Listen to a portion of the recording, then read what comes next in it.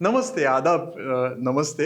मैं राहुल, भारत जोड़ो अभियान की ओर से। जब से एसआईआर का शुरू हुआ है प्रक्रिया बिहार में, तब से योगेंद्र यादव साहब के साथ जुड़ा हूँ इसके साथ। तो अभी तक हमारा जो समझ है, ये एसआईआर से कैसे ठीक-ठाक बाहर निकलना है, उसके बारे में ही बात करेंगे आज। और उसमें एक जो मेन बात है कि एसआईआर में आपको सबसे जो पहला स्टेज है, जो पहला मकाम है, वो है ये गणना प्रपत्र। तो ये एन्यूमरेशन फॉर्म यानी गणना प्रपत्र जो मामला है, वो ही ठीक से समझेंगे आज के अभी के वीडियो में। क्योंकि ये अगर फॉर्म आपने भरा तो जनरली आपका 90% प्रॉब्लम मसला पूरा हल हो जाएगा। तो ये कैसे करना है, ये धीरे धीरे एक एक स्टेज में आराम से इसका समझेंगे इसको। दूसरी बात, मतलब इसका आखिर का डेट है 4 दिसंबर। ये फॉर्म मिलना शुरू हो जाएगा 4 नवंबर से। तो 4 नवंबर से 4 दिसंबर 1 महीना है सबके पास ये फॉर्म भरने को। पर फिर भी जितना जल्दी हो उतना भर के अगर वापस करेंगे तो सिर्फ फॉर्म ही देना है। ये बार बार मैं दोहराऊंगा, आपको ये सिर्फ फॉर्म देना है, इसके साथ कोई कागजात आपको नहीं देने हैं, कोई भी डॉक्यूमेंट नहीं देने हैं। ये फॉर्म आपने ठीक ठाक भर दिया, पूरा पूरा भर दिया, तो आपको कोई भी कागजात कोई भी मांगेगा नहीं, कोई भी डॉक्यूमेंट का जरूरत नहीं पड़ेगा। तो इसीलिए बहुत जरूरी है समझना कि ये फॉर्म आप कैसे ठीक ठाक पूरा पूरा भर देंगे। तो ये जो गणना प्रपत्र फॉर्म है, जो एन्यूमरेशन फॉर्म जो कहा है, उसमें करीब करीब 3 उसमें पार्ट्स हैं। तो एक एक पार्ट पहले देख लेते हैं और फिर उसको कैसे भरना है वो भी समझ लेते हैं। तो पार्ट 1 है जहां पे आपका नाम, आपका सब कुछ दिया है। तो आपका नाम, पोलिंग बूथ और आपका उम्र, आपका पता, सब कुछ दिया है। जो भी आपके वोटर कार्ड पे है वो सब डिटेल्स यहाँ पे आपको दे दिए हैं। तो आपको वो कुछ नहीं, आपको वो सिर्फ डिटेल्स देखने हैं, एक बार जांचने हैं कि वो ठीक है कि नहीं, और आपको फिर वो भरने हैं। दूसरा इसमें पार्ट है कि ये जो आपको अगर पार्ट दिखेगा, ये जो डिटेल्स आपको ऑलरेडी दिए हैं, वो सिर्फ आपको यहाँ पे उतारने हैं। वो कैसे उतारने हैं वो धीरे धीरे देखेंगे। और फिर आखिर का जो पार्ट है इसमें, ये सबसे महत्वपूर्ण पार्ट है। इसमें अगर जो सरकार ने कहा है कि ये पार्ट अगर ठीक से भरा नहीं होगा, इस पार्ट में कोई भी दिक्कत होगी, तो आपको फिर सब डॉक्यूमेंट सबमिट करने के लिए गवर्नमेंट बुला सकती है। तो हम सबसे ज्यादा वक्त इसमें आज डालेंगे कि ये पार्ट कैसे भरना है। बाकी ऊपर का जो पार्ट है उसमें थोड़ा बहुत यहां वहां हो गया फिर भी कोई बात नहीं, पर ये पार्ट में थोड़ा भी गड़बड़ हो गया तो आपको शायद बुलावा आ सकता है आपका साबित करने के लिए, डॉक्यूमेंट्स वगैरह साबित करने के लिए। तो ये 3 पार्ट्स के बाद फिर आप इस पे आपका सिग्नेचर, अंगूठा या दस्तखत देंगे। और बीएलओ साहब जो है, जो ऑफिसर साहब है, ज्यादातर एरिया में ये प्राइमरी स्कूल टीचर है आपके इलाके के, इनका भी नाम ऊपर दिया है, इनका नाम, फोन नंबर सब कुछ दिया है। तो ये बीएलओ साहब की भी दस्तखत आप लेंगे और मामला खत्म हो जाएगा, ये फॉर्म आपका सबमिट हो जाएगा। अभी ऊपर से नीचे हम समझते हैं कि इस फॉर्म को कैसे भरना है।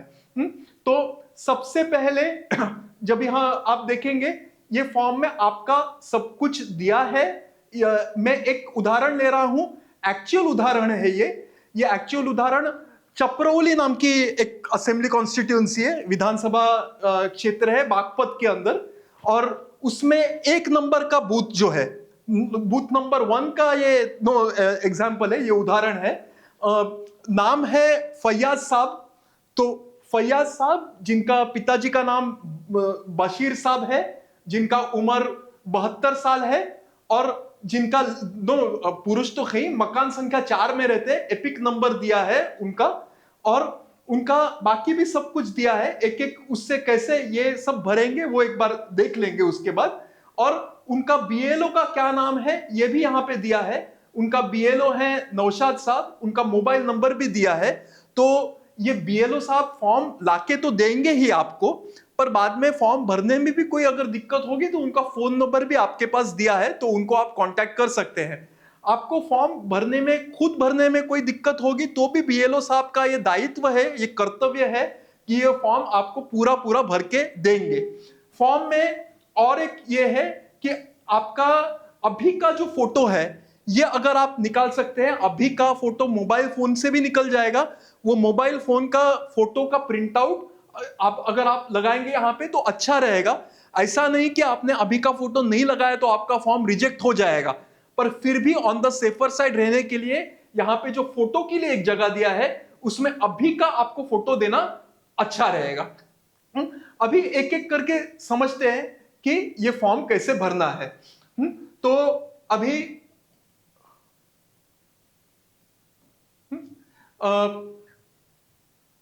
एक सेकंड, सबसे पहला चीज है आपका जन्म का तिथि क्या था। तो अगर फैयाज साहब है, उनका जन्म का तिथि फैयाज साहब को तो पता है, पर हम लिख लेते हैं उनका जन्म का तिथि है 10 अक्टूबर 1953। उनका अभी उम्र हो गया है 72 साल।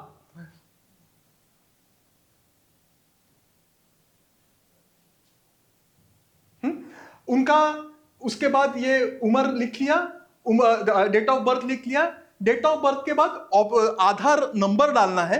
ये उन्होंने लिखा है कि ऑप्शनल है, आपका चॉइस है आधार नंबर डालना है कि नहीं, पर ऑन द सेफर साइड आधार तो कार्ड तो सबके पास है ही, तो आप आपका 12 डिजिट का जो आधार नंबर है वो आप यहां पे डालेंगे। उसके बाद आपका मोबाइल नंबर है, मोबाइल नंबर आप डालेंगे। मोबाइल नंबर भी डालना अच्छा है। बाद में कुछ सरकार को लगा आपका कोई डॉक्यूमेंट में कोई डाउट लगा, कुछ भी डाउट लगा फॉर्म में, तो शायद आपका मोबाइल नंबर होगा तो आपसे संपर्क कर सकते हैं। अगर आपके पास मोबाइल नंबर नहीं है, बहुत से महिलाओं के साथ पास मोबाइल नंबर नहीं है, तो आप आपका शोहर का भी मोबाइल नंबर दे सकते हैं। कोई भी आपके फैमिली में जो एक है मुखिया, वो फैमिली के मुखिया का भी यहाँ पे मोबाइल नंबर आप डाल सकते हैं। तो उसके बाद मांगा है आपके वालिद का नाम मांगा है। तो वालिद का नाम यहाँ पे दिया ही है, फॉर्म के सबसे ऊपर में जो दिया ही है। तो फैयाज साहब को वैसे भी पता ही है क्या नाम है, पर उसमें स्पेलिंग क्या है वो भी दिया है, तो स्पेलिंग वो लिख लेंगे। उनका नाम था बशीर साहब।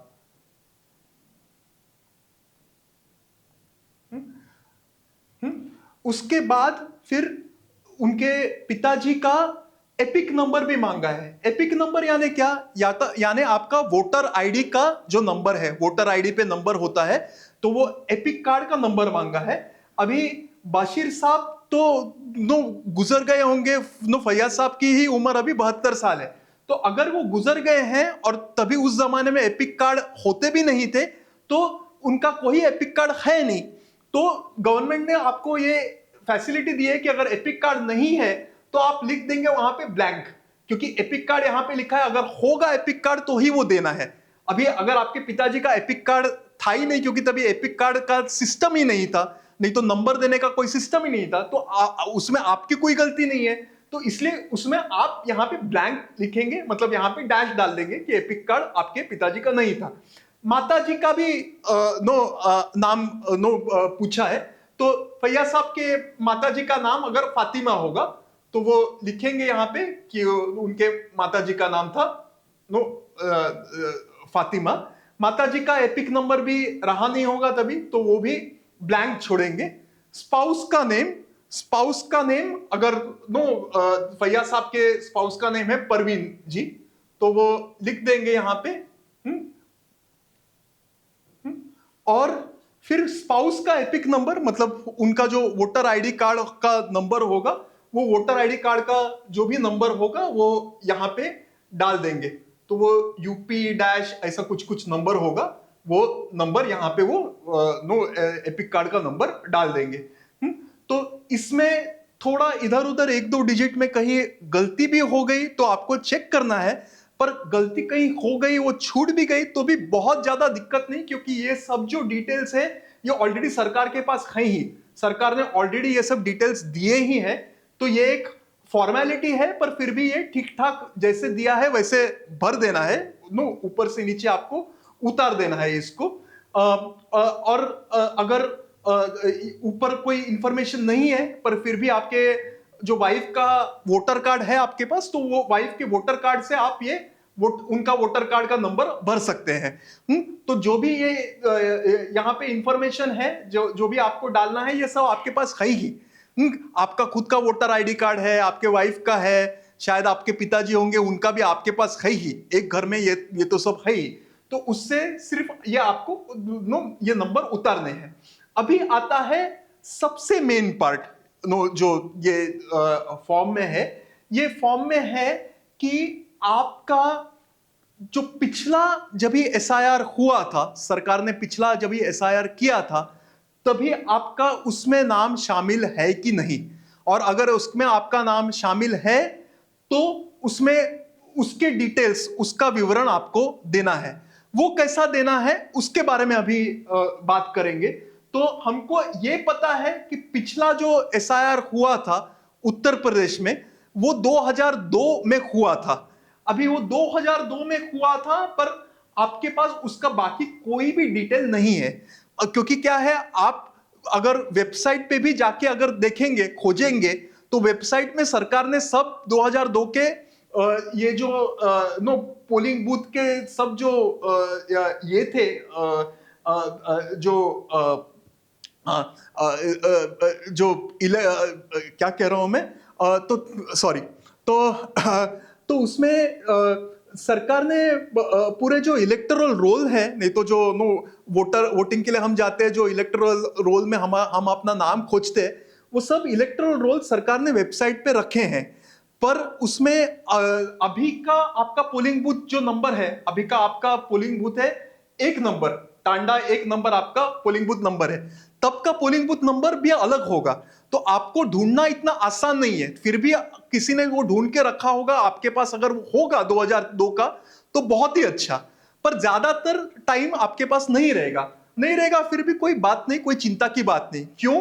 क्योंकि सरकार ने ये जो बीएलओ साहब है, जो नौशाद साहब, जिनका नंबर भी दिया है आपको, वो बीएलओ साहब के पास वो 2002 का जो शीट है वो दे दिया है। 2002 का जो इलेक्टोरल रोल था, जिसमें आपको आपका नाम ढूंढना है, वो सरकार ने नौशाद साहब को दिया है। तो आपको केवल नौशाद साहब को फोन करना है और उनको बताना है कि 2002 में मेरा नाम कहां था, वो मुझे बता दो। 2002 उनके साथ में बैठ के आप खोज लो कि 2002 के लिस्ट में आपका नाम कहां था। अभी 2002 का जो वोटर रोल है आपके एरिया का, वो हमने ऑलरेडी वेबसाइट से निकाला है।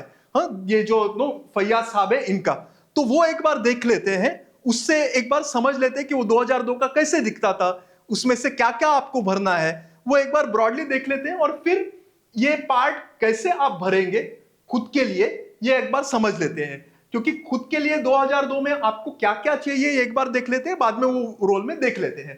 तो आपको लास्ट एसआईआर यानी ये 2002 का जो ये था, ये आपको देखना है।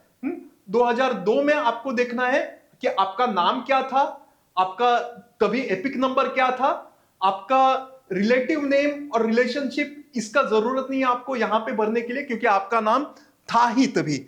एक उदाहरण लेंगे जिससे ये रिलेटिव नेम और ये क्या है ये समझेंगे।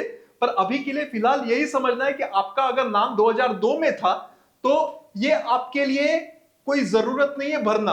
हाँ, तो ये आप डैश डैश करके छोड़ सकते हैं, रिलेटिव नेम और रिलेशनशिप। डिस्ट्रिक्ट, स्टेट और असेंबली कॉन्स्टिट्यूंसी का नाम क्या था और बाकी क्या क्या ये भरना है, असेंबली कॉन्स्टिट्यूंसी का number, part number, serial number, ये क्या चीज है, ये क्या चिड़िया है, ये 2002 का हम देख के समझते हैं कि उसमें क्या भरना है आपको। 2002 का हमने खोला है, तो तभी का, एक सेकंड, हाँ ठीक है, मैं वापस ये कर दूं। तो ये आपके ही एरिया का, छपरौली का ही, ये जो आपका तांडा नाम का जगह है, तांडा 1, उसका ही हमने 2002 का खोला है। अभी आपका भाग संख्या, नहीं तो पोलिंग बूथ नंबर अभी आपका 1 है, पर तभी 2002 में आपका था 11। तो पर ये वैसे भी बीएलओ साहब के पास होगा ही। तो ये बीएलओ साहब के पास जो होगा, उससे फिर आपको आपका यहाँ पे नाम ढूंढना है। तो फैयाज साहब अभी उनका खुद का नाम ढूंढेंगे यहाँ पे कि उनका कहां पे था। तो पहले पन्ने पे तो दिख नहीं रहा है उनका नाम। दूसरे पन्ने पे सुरेंद्र, सुभाष, सविता, अनीता, ये भी नहीं दिख रहा है। यहाँ पे फरमीना, सुलेमान, अरे वाह मिल गया।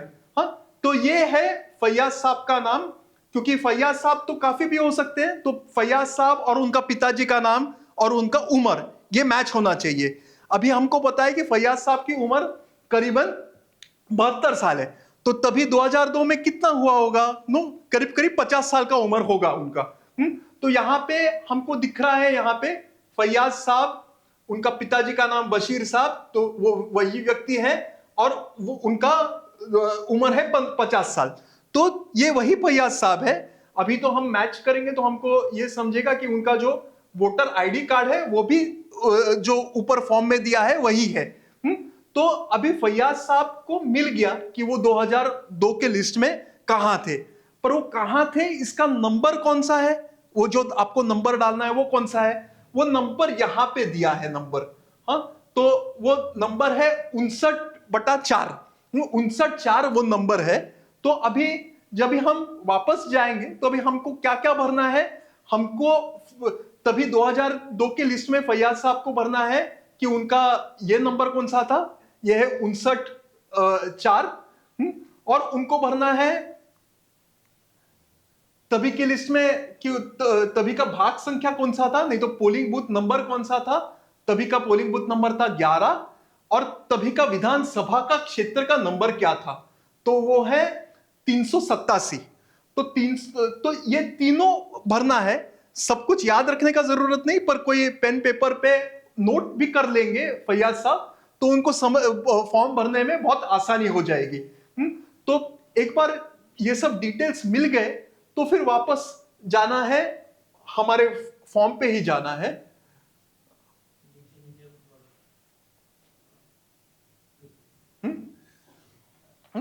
तो अभी यहां पे हमको, हमारे पास हर एक डिटेल हो गया, हर एक डिटेल हमको मिल गया। अभी यहां पे लास्ट एसआईआर में फैयाज साहब का नाम था, हाँ उनका नाम था 2002 की लिस्ट में। उनका नाम क्या था, उनका नाम तो स्पेलिंग भी वही था, तो उन्होंने नाम अपना लिख लिया फैयाज। फिर उनका एपिक नंबर, जो ऊपर उनका एपिक नंबर है सेम एपिक नंबर था उनका, तो उनको सेम एपिक नंबर लिखना है UP/81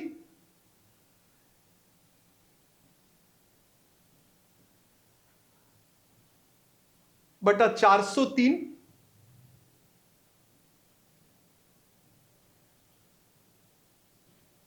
बटा 0033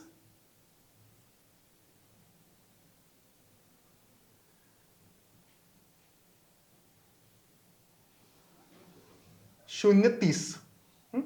तो ये उन्होंने पूरा अपना एपिक नंबर भी लिख लिया। और उसके बाद वो रिलेटिव का नाम, तो रिलेटिव का नाम का कोई मायना नहीं है क्योंकि उनका खुद का ही नाम है, तो ये यहां पे ब्लैंक रख सकते हैं, रिलेशनशिप भी ब्लैंक रख सकते हैं। डिस्ट्रिक्ट, डिस्ट्रिक्ट इनका है बागपत, तो लिखेंगे बागपत। स्टेट उनका है उत्तर प्रदेश।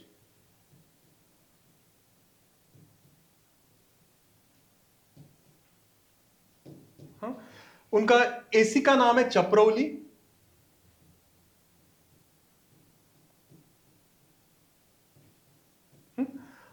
हाँ, उनका एसी का नंबर तभी का नंबर लिखना है, अभी का नंबर नहीं लिखना है, उस फॉर्म में जो नंबर था वो लिखना है। तो उस फॉर्म में एसी का नंबर था 387। अब याद करिएगा 387 ही था। पार्ट नंबर तभी का था 11, तो 11 लिखेंगे। और तभी का सीरियल नंबर जो बोला था फैयाज साहब का नाम जहां पे था, तो फैयाज साहब का नाम था 59/4, 59/4। तो ये अभी पूरा पूरा फॉर्म भर दिया फैयाज साहब ने। अभी उनका कोई डॉक्यूमेंट उनको सबमिट करने का जरूरत नहीं है, ये सिर्फ उनको फॉर्म दे देना है। फॉर्म देने के पहले जैसे हम दस्तखत करते हुए दस्तखत तो करेंगे ही, बीएलओ साहब भी देखेंगे, क्योंकि बीएलओ साहब के साथ ही आपने आपका नाम ढूंढा है, तो उनको भी पता है, उन्होंने भी देखा है कि आपका नाम कहां था, उन्होंने भी ये करेक्ट आपको दिया है नंबर। उन्होंने शायद लिख के दिया है, तो वो भी यहाँ पे दस्तखत करेंगे। वो दस्तखत करेंगे, आपकी दस्तखत है, फॉर्म पूरा पूरा भर दिया है, क्योंकि ये जो पार्ट है ये आपको भरने का जरूरत नहीं।